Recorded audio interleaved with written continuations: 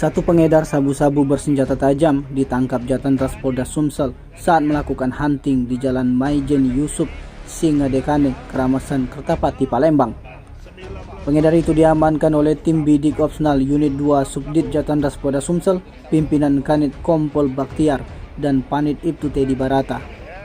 Saat menggelar giat hunting, antisipasi curat, curanmor dan curas, serta bajing loncat, petugas mengampiri salah satu warung remang-remang. Tersangka adalah Daniat, warga desa Sungai Lebung, Kecamatan Pemulutan, Kabupaten OI, menunjukkan gelagat mencurigakan. Setelah dilakukan penggeledahan terhadap Daniat, petugas menemukan 19 paket kecil narkoba jenis sabu-sabu yang disimpan di dalam tas selempang warna coklat, serta satu bilah pisau beserta sarung kulit warna coklat.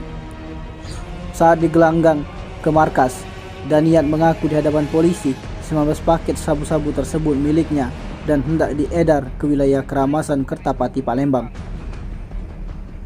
Daniat mengaku barang haram itu dapat ditemukan dari temannya yakni HN dan sudah melakukan bisnis haram itu selama 1 tahun. Sementara itu, terkait senjata tajam pisau dengan sarung coklat yang disembunyikan di balik pinggang itu digunakan untuk berjaga-jaga. Untuk penyelidikan lebih lanjut terkait kepemilikan sabu-sabu, tersangka Daniat kini telah dilimpahkan ke Ditreskrim Narkoba Polda Sumsel. Tim Liputan Sumsel Update TV melaporkan.